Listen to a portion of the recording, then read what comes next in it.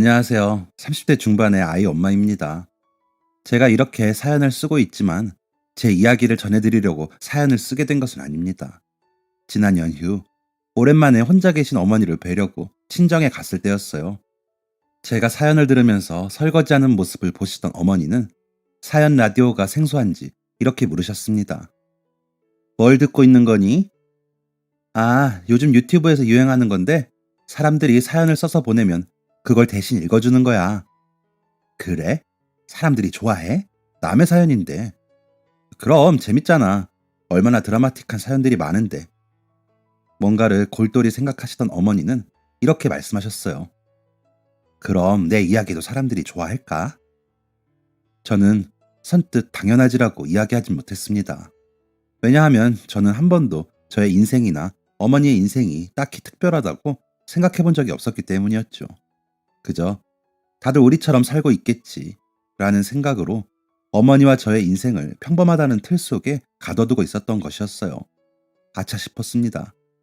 그래서 곧장 어머니에게 당연히 엄마 이야기도 좋아하지. 엄마 같은 인생이 또 어디 있다고? 라고 이야기했어요. 이후 설거지를 마친 저는 어머니의 인생 이야기를 꽤 길게 들었습니다. 그 중에서는 제가 알지 못하는 어머니의 이야기도 있었어요. 엄마는 엄마의 얘기를 사람들한테 들려주고 싶은 거지? 응. 그런데 내가 글재주가 없어서. 그게 무슨 걱정이야. 나한테 부탁하면 되지. 내가 기깔나게 써서 보내볼게. 걱정 말라는 저의 이야기를 들은 어머니의 입에서는 미소가 번졌습니다. 그 미소에서 힘을 얻은 저는 그날 어머니와 오랜 시간 동안 나누었던 이야기, 그리고 저희 가족이 그동안 겪었던 이야기를 사연으로 정리하고자 마음을 먹었어요. 그래서 지금부터는 저희 어머니의 이야기를 대신 이야기해보고자 합니다. 저는 형제가 없습니다. 게다가 늦둥이였죠. 어머니가 늦게 결혼을 하신 거냐고 물으신다면 아니요라고 대답할 수 있습니다. 어머니는 37살이라는 늦은 나이에 저를 낳으셨어요. 지금도 37에 아이를 낳는다고 하면 노산이라는 이야기를 듣는다는데 과거에는 더 심했죠. 어머니는 주변의 걱정스러움을 한몸에 받으며 저를 낳으셨습니다. 다행스럽게도 저는 건강하게 태어났어요. 당시 아버지의 나이는 40세, 어머니는 37세였기 때문에 저는 늦둥이 딸로 큰 사랑을 받으며 자랐죠. 저에게 아낌없이 보내주셨던 부모님의 사랑은 지금의 저의 전부가 되었습니다. 밝고 구김살 없는 그런 모습 말이에요. 그 정도로 저는 행복한 어린 시절을 보냈습니다. 무엇보다 부모님은 동네에서 알아주는 인꼬 부부셨죠. 그런데 이런 저희 집안에도 묘하게 어두운 그늘이 있었습니다. 특정한 시기가 되면 부모님은 말수도 적어지시고 저를 친척집에 맡긴 채 어딘가를 다녀오기도 하셨어요. 어디를 가는 거냐는 저의 질문에 어머니는 그저 약속이 있다는 말만 하실 뿐 그 어떤 대답도 해주지 않으셨습니다. 저는 부모님에게 있던 어두운 그늘의 실체를 고등학생이 되어서야 알게 되었습니다. 부모님은 제가 상상하지도 못했던 아픔을 가지고 계셨어요. 저는 어머니가 저를 37살이라는 늦은 나이에 낳았다는 것만 알았을 뿐 대체 왜 37살까지 아이를 낳지 않았는지, 아니 왜 아이를 낳지 못했는지 궁금해하지 않았습니다. 그러던 중 사춘기의 치기로 어머니와 말다툼을 하게 된 적이 있었어요. 왜 어머니와 다투게 되었는지는 모르겠지만 제가 별것도 아닌 걸로 격분했다는 것은 기억납니다. 저는 어머니에게 상처를 주고 싶었었나 봐요. 그래서 마음에도 없는 말을 해버렸습니다. 이럴 거면 나를 왜 낳았어? 37살이 될 때까지 안 낳았던 거면 자식 낳을 생각 없었던 거 아니야? 그럴 거면 그냥 쭉 낳지 말지. 왜 나를 낳았냐고. 나 같은 자식 낳지 않았으면 엄마도 속상할 일 없었던 거 아니야. 앞뒤 맥락도 없고 그저 악에 바친 소리였을 뿐인 저의 말은 비수가 되어 어머니의 가슴에 꽂혔습니다. 저는 화가 난다는 이유로 어머니에게 상처를 주고 상처받은 어머니의 눈동자를 마주하고 말았습니다. 그리고 동시에 후회했어요. 내가 절대로 해서는 안 되는 말을 했구나 라는 것을 그 자리에서 깨달았죠. 어머니는 버릇없고 예의 없는 저의 말에 아무 대꾸를 하지 않으시고 그저 자리를 벗어나셨습니다. 어머니가 방으로 조용히 들어가신 후 아버지가 저를 부르셨습니다. 수연아, 잠깐 아빠랑 나갔다 오자. 저와 어머니가 어떤 트러블이 있어도 개입하지 않으셨던 아버지가 저를 부르시자 나는 죽었다. 라는 생각이 절로 들더군요.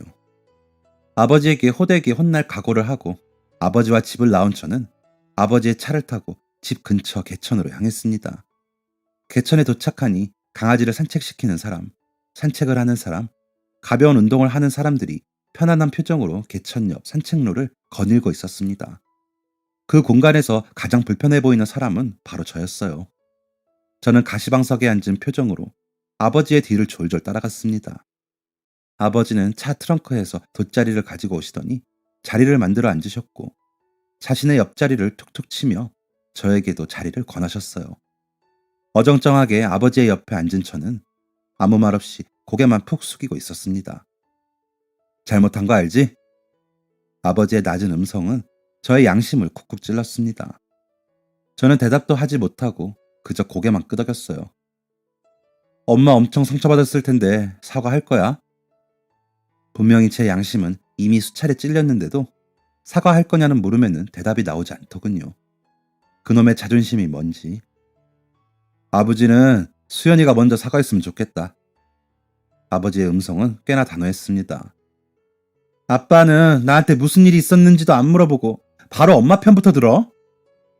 괜스레 또 한 번 섭섭해진 저는 아버지에게 틱틱거리며 말했어요. 어떤 일이 있었는지 들어도 엄마가 먼저 너를 속상하게 했다고 하더라도 아빠는 수연이한테 사과하라고 했을 거야. 아버지는 한 번도 무조건 엄마 편을 들거나 무조건 제 편을 들은 적이 없던 분이었기 때문에 아버지의 단호한 대답은 저에게 꽤 큰 충격이었습니다. 충격을 받은 제가 아무 말을 못하자 아버지는 뒤이어 이렇게 말씀하셨어요. 엄마랑 고민하고 있는 내용이 있어. 이 이야기를 너한테 말하는 게 맞나? 계속 고민하고 있었지. 어렵사리 오늘 땐 아버지 앞으로는 산책하는 노부부가 지나가고 있었습니다. 엄마랑 아빠는 일찍 결혼했어. 아빠가 엄마보다 3살이나 많기도 했고 엄마가 얼마나 예쁘던지 하루빨리 안 데려가고는 못 견디겠더라고. 갑작스러운 아버지의 사랑 고백에 낯 간지러워진 사춘기 시절의 저는 괜히 인상을 찌푸리며 아버지를 쳐다보았어요. 아버지는 그런 제가 재미있다는 듯 웃으시고는 이야기를 이어나가셨습니다. 아빠는 엄마랑 같이 살면서 노는 게 너무 재미있어서 자식에 대한 생각을 못하고 살았어. 그런데 어느 날 엄마가 아이를 가지고 싶다고 이야기하더라. 그때부터 엄마랑 아빠는 아이를 낳으려고 엄청나게 노력을 했어. 그런데 이상하게 아이가 안 생기는 거야. 두 사람 다 아직 젊고 건강한데 아이가 안 들어서서 이상한 마음에 병원도 다녔지. 지금이야 아버지의 이야기가 다 이해되지만 당시에 저는 아버지의 말을 전부 이해하진 못했어요. 제가 이해한 것은 그저 엄마 아빠가 아이를 가지는데 시간이 좀 걸렸다 정도였죠. 병원에서는 엄마 아빠가 아이를 갖기 힘든 몸이라고 했어. 그런데 나를 낳았잖아.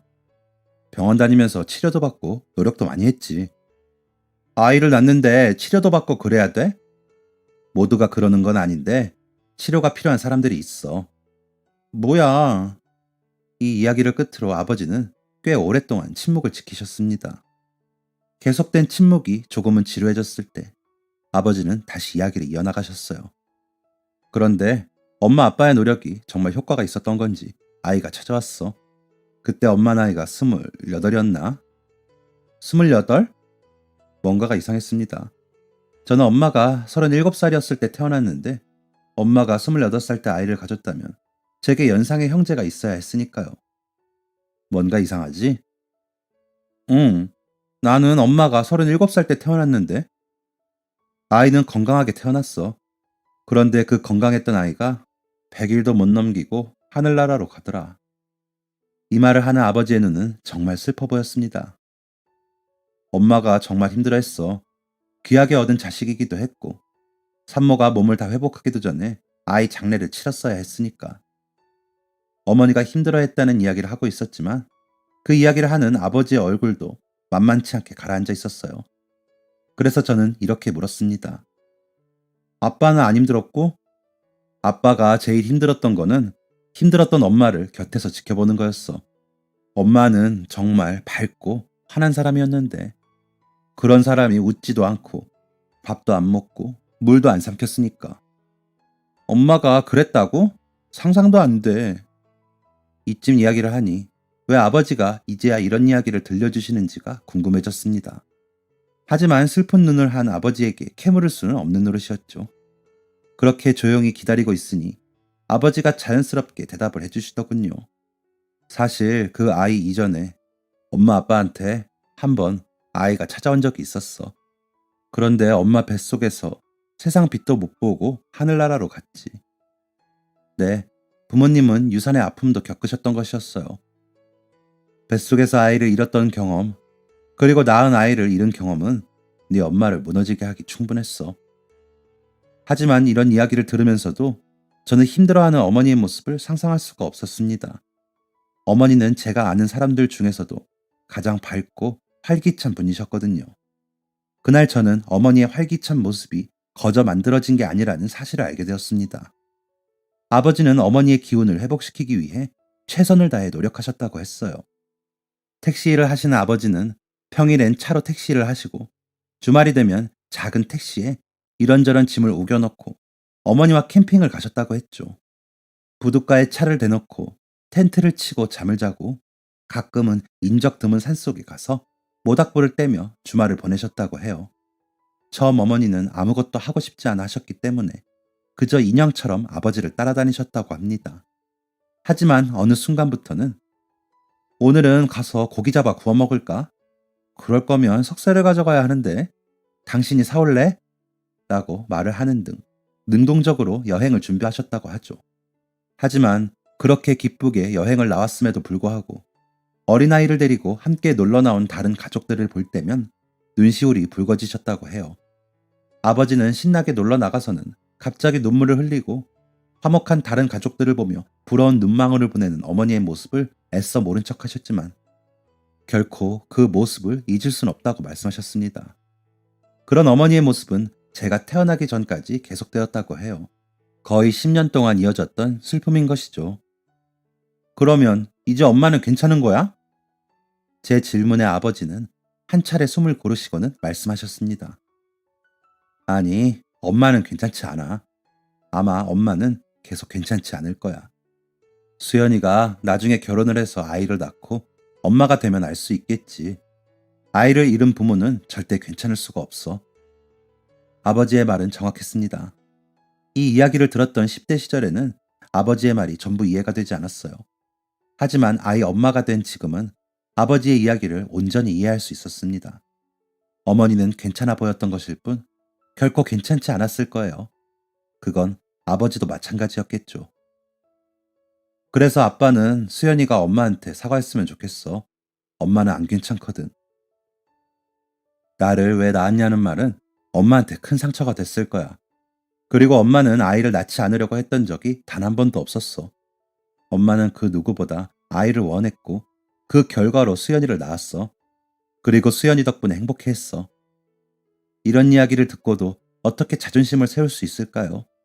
저는 엄마에게 사과하겠다고 아버지와 손가락을 걸고 약속한 후 집으로 향했습니다. 집에 도착하니 어머니는 저녁 식사를 준비하고 계셨고 아무렇지 않게 저를 맞이해 주셨습니다. 그 모습에 괜히 미안해진 저는 엉엉 울며 어머니에게 죄송하다고 말씀드렸어요. 울어야 될 사람은 어머니였는데 제가 울고 만 것이죠. 이날 이후 가족을 대하는 저의 태도는 사뭇 달라졌습니다. 특히 매주 주말마다 여행을 가는 가족 행사에 귀찮음을 느끼고 있던 제가 먼저 여행을 계획하기도 했어요. 주말이 되면 저희 가족은 아버지의 택시에 짐을 이것저것 싣고 떠났습니다. 서해안에 가서 조개를 잡기도 하고 노을 지는 모습을 보며 사이다 잔을 기울이기도 했죠. 한 번은 아버지가 못 보던 기타를 챙겨 오셨길래 아빠, 기타도 칠 줄 알아? 라며 놀랬던 기억이 납니다. 하지만 아버지는 Take Me Home Country Road라는 팝송밖에 모르셨어요. 그것도 West Virginia 라는 구간만 연주할 수 있으셨죠. 구간 반복을 켜놓은 것처럼 후렴만 줄기차게 부르는 아버지를 보며 어머니와 깔깔거리며 웃었던 기억은 여전히 따스한 장면으로 제 마음속에 남아 있습니다. 아버지는 택시라는 특성상 차를 주기적으로 바꾸셨어요.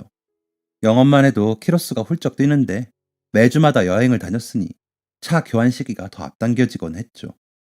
차를 너무 자주 바꾸는 것 같다는 어머니와 저의 염려에도 아버지는 개의치 않으셨습니다.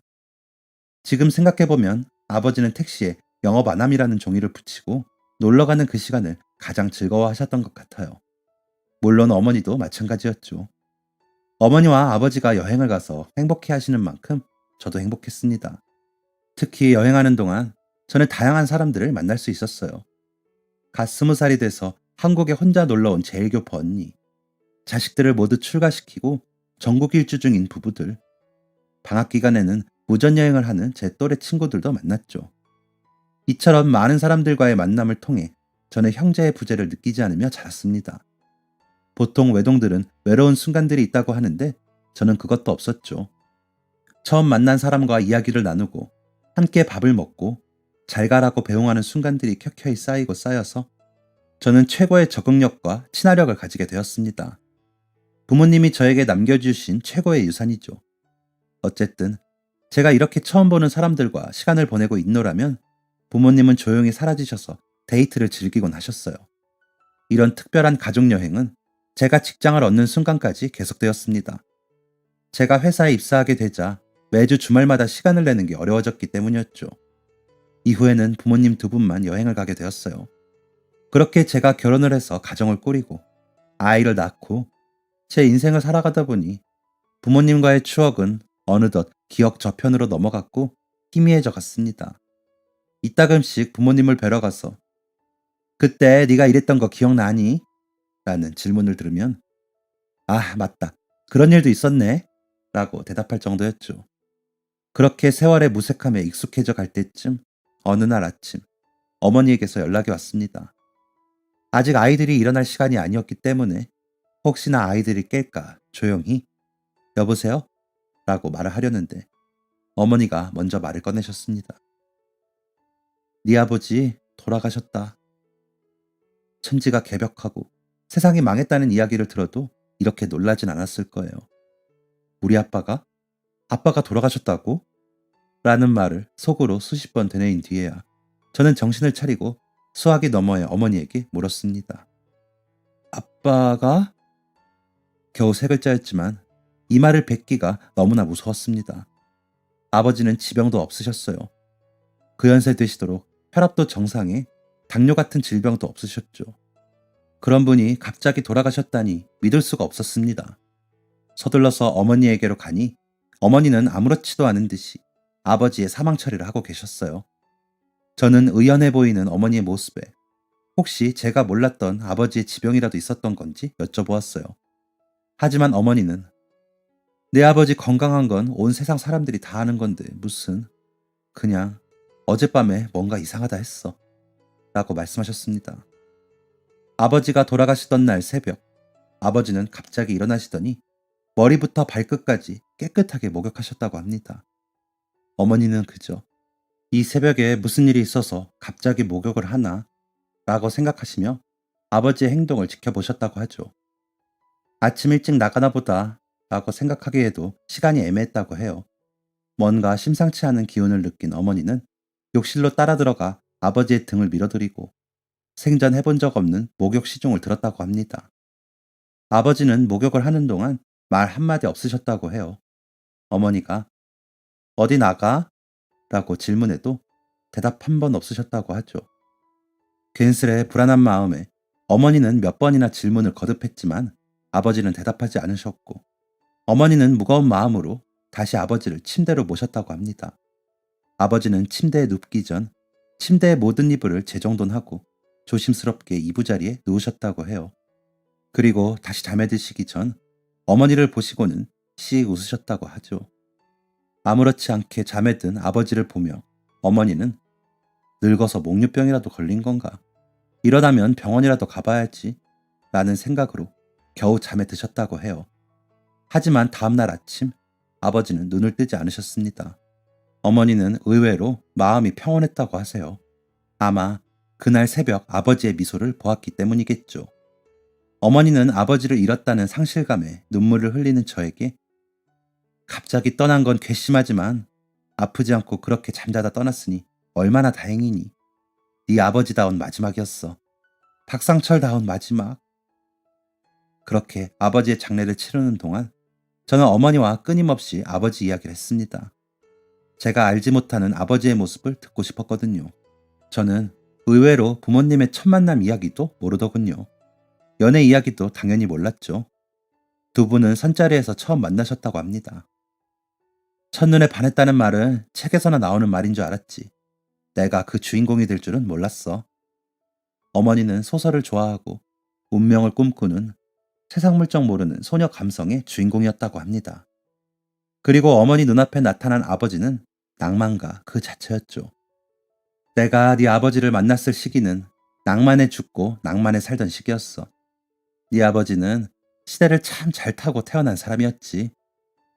어느 가을에 어머니를 처음 만난 아버지는 떨어지는 낙엽을 낚아채고는 그 위에 편지를 써주셨다고 합니다. 낭만가라는 타이틀답게 낙엽 위에는 한자가 써져 있었죠. 한문에 익숙하지 않으셨던 어머니는 그날 아버지와 헤어지고 나서 곧장 그 뜻을 해석했다고 합니다. 뭐라고 적혀 있었어? 탐화봉접. 처음 들어보는 사자성어였습니다. 그게 무슨 뜻이야? 벌과 나비가 꽃을 찾아다닌다는 뜻이더라. 탐화봉접은 사랑하는 여자를 그리워하며 찾아가는 남자를 비유적으로 이르는 말이라고 합니다. 아버지는 어머니에게 관심이 있다는 것을 이런 식으로 표현하신 거였어요. 그것도 첫 만남 때 말이죠. 그런데 아빠가 한자를 잘 알았나? 제 질문에 어머니는 깔깔거리며 웃으셨어요. 네 아버지가? 전혀. 그 양반은 그 한자밖에 몰랐어. 나는 또 그거에 혹해가지고 만났지 뭐야. 완전 사기 결혼이었지. 그래서 아빠가 한자도 제대로 모른다는 거 알고 실망했어? 속았다고 생각했어? 제 질문은 다분히 웃음기가 있는 내용이었지만 어머니는 진지하게 대답해 주셨어요. 아니, 엄마는 네 아버지랑 결혼하고 단 한 번도 후회한 적 없어. 어머니의 이 한마디는 세상 그 어떤 사랑 고백보다 힘이 있었습니다. 그 낙엽 편지 이후에 한문으로 된 편지를 받아본 적은 없지만 네 아버지는 여전히 낭만가였어. 늘 낭만을 꿈꿨던 나에게 딱 맞는 사람이었지. 조문객들이 다녀간 장례식장은 조용했습니다. 제 남편은 피곤한 몸을 쉬고자 쪽방에서 잠을 청하고 있었죠. 어머니는 그런 장례식장의 모습을 둘러보며 회상에 잠긴 듯 했어요. 네 아버지는, 아니, 내 남편은 완벽하진 않았어. 늘 허술했지. 너무나 잘 아는 내용이었습니다. 아버지는 정말 허술한 면이 많으셨어요. 당연히 알지. 밖에서 숯불에 고기 구워 먹는다고 해놓고 고기를 빼먹은 적도 있고 이런 얘기는 하다 보면 밤새지. 어머니는 저의 이런 말에 씩 웃으며 말을 이어나가셨습니다. 그치? 그런데 그런 모습이 한 번도 미워 보이지 않더라. 실수해놓고 허허 웃으며 이가 없으면 잇몸으로 하면 되지 라고 말하는 게 밉지 않았어. 버너를 안 챙겨서 나뭇가지를 주워다가 불을 피웠는데 불 조절을 못해서 냄비를 홀라당 태워버린 적이 있었거든. 그런데도 즐겁기만 하더라고. 어떻게 그래? 나는 김서박이 그러면 짜증부터 날 것 같은데. 제 말을 들은 어머니는 또 한 번 웃음을 터뜨리더니 이렇게 얘기하셨어요. 얘는 낭만 있잖아. 둘이 진짜 잘 만났네. 낭만가 아버지와 낭만을 쫓아 살던 어머니, 두 분은 환상의 짝꿍이셨어요. 아버지의 장례를 마친 후 어머니와 저는 아버지의 유품을 정리하기 시작했습니다. 별다른 물건이 나오진 않았어요. 그저 아버지가 생전에 입으시던 옷을 모아서 태우고 사진들을 정리하는 게 전부였죠. 모든 유품을 정리하고 나오는데 차고에 놓인 아버지의 오래된 차가 보였습니다. 가장 처음 아버지가 모셨던 택시였어요. 엄마, 저거는 정리 안 해도 되나? 아빠가 관리했을 때는 그렇다 쳐도 이제 관리 안 하면 금방 못 쓰게 될 텐데. 저의 권유를 듣는 어머니의 시선은 아버지의 낡은 차에 고정되어 있었습니다. 어머니는 조용히 고개를 가로지으며 괜찮은 줄 알았는데 안 괜찮은가 봐. 나중이 되면 정리할게. 라고 말씀하셨죠. 어머니는 괜찮은 게 아니라 괜찮은 것처럼 행동하셨던 것이었어요. 사랑하는 낭만과 아버지를 잃은 슬픔이 아직은 어머니에게 깊게 남아있는 듯 했습니다.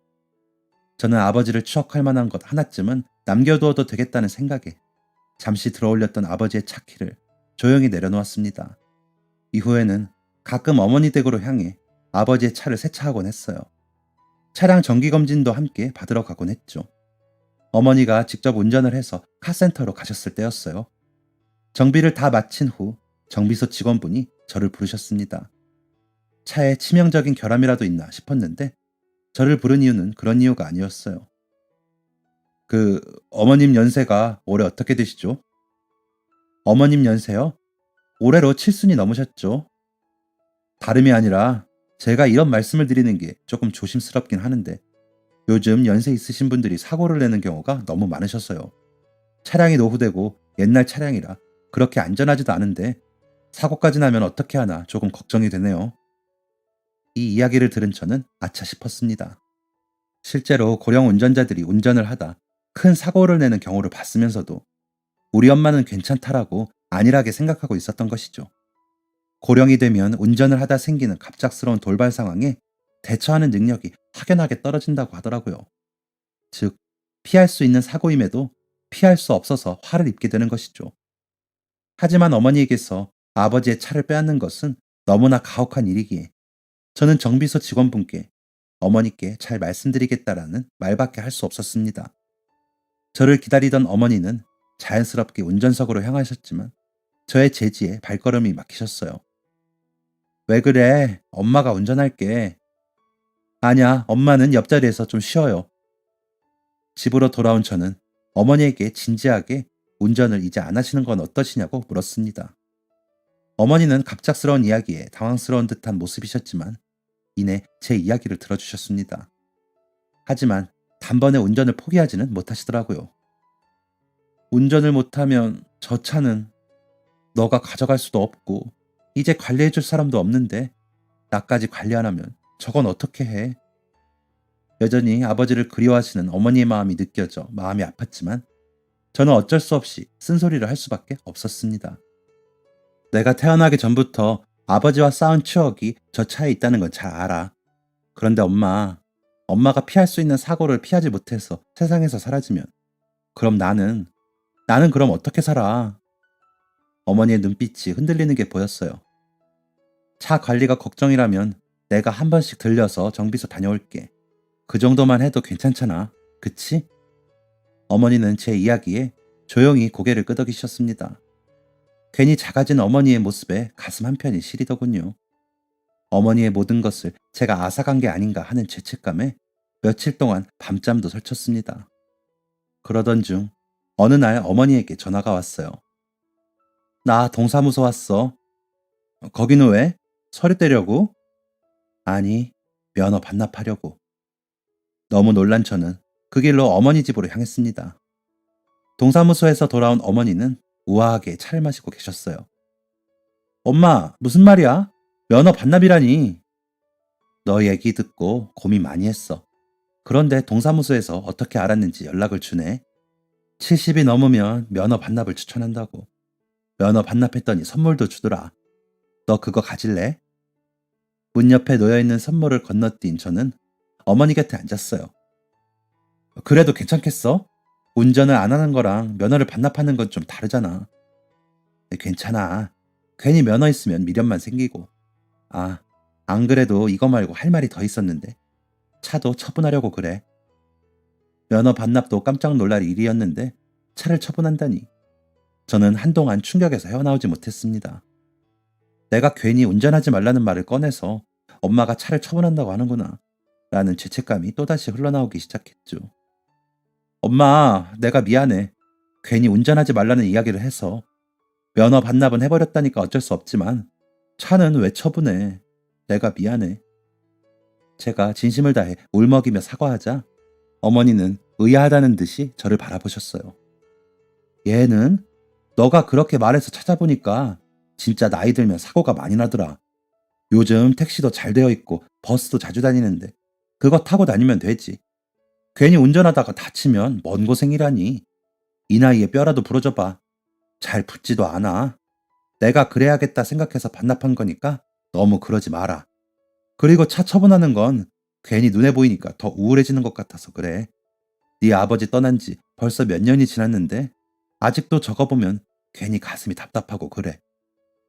저에게도 차를 한 잔 따라주는 어머니의 음성은 단단하면서도 부드러웠어요. 저는 그때 느꼈습니다. 엄마는 진짜 어른이다. 어머니가 아버지를 잃은 슬픔에서 벗어나 자신의 인생을 살아갈 수 있도록 저는 차 처분을 돕기로 했습니다. 미룰 것 없이 그 자리에서 일어나 차에서 챙길 것은 없는지 구석구석 살피고 있었어요. 아버지와 함께 썼던 텐트 같은 물건들만 잔뜩 나오던 중에 어머! 하는 어머니의 목소리가 들렸습니다. 그렇게 찾아다닐 때는 안 나오더니 이제야 나오네. 이거 찾느라 내가 얼마나 고생을 했는데. 대체 뭘 찾은 건가 싶어서 살펴보니 보험 증서가 잔뜩 모여있는 파일이었어요. 뭐야, 이거 없어도 괜찮았어요? 뭐 그때 잘 해결됐어. 좀 고생하긴 했지만 이거 너가 정리 좀 해줘. 저는 필요 없어진 보험 증서 꾸러미를 그대로 버리려고 했습니다. 그런데 갑자기 뭔가 싸한 느낌이 들어서 보험 증서 파일을 열어보았어요. 별거 없는 내용들의 보험 증서들을 하나둘씩 넘기던 중 봉투 하나가 제 발밑으로 툭 하고 떨어졌습니다. 빛이 발에 군데군데 얼룩진 봉투에는 받는 사람도 보내는 사람도 그 무엇도 적혀있지 않았습니다. 뭔가 싶어 봉투를 열어보았는데 봉투 안에는 유려한 필체로 적힌 편지가 들어있었어요. 당연히 그 편지를 적은 사람은 저희 아버지였습니다. 저는 곧장 어머니를 향해 뛰어갔습니다. 엄마, 이것 좀 봐. 엄마! 얘는 무슨 뱀이라도 나왔나? 왜 이렇게 뛰어다녀? 이것 좀 봐. 어머니는 불쑥 눈앞에 나타난 편지에 어리둥절한 모습이셨어요. 하지만 편지의 앞부분을 눈에 담은 어머니는 편지를 제 손에서 낚아채듯 가져가셨습니다. 그리고 한 글자 한 글자 눈에 꾹꾹 담아 넣기 시작하셨어요. 편지를 다 읽어 내려간 어머니의 눈에는 눈물이 가득 맺혀 있었습니다. 편지는 아버지가 첫 아이를 뱃속에서 잃고 상실감에 빠져 있는 어머니에게 보낸 것이었어요. 편지에는 어머니를 위로하는 아버지의 진한 애정이 담겨 있었습니다. 순이, 나야. 오늘도 당신은 물도 밥도 입에 대지 않았어.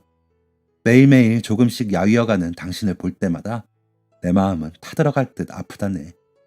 하늘의 선물이라고 여긴 아이가 우리 곁을 떠난 아픔보다 당신이 조금씩 야위어가는 모습이 내 마음을 더욱 아프게 해. 상처받은 순이에게 차마 하지 못한 말이 있어. 순이, 나에게는 선물 같은 아이보다도 세상의 부와 명예보다도 당신이 소중해. 제발 살아주오. 물을 마셔서 바짝 마른 입술을 축이고 밥을 먹어서 배를 불리오. 그렇게 오래도록 내 곁에 살아주오.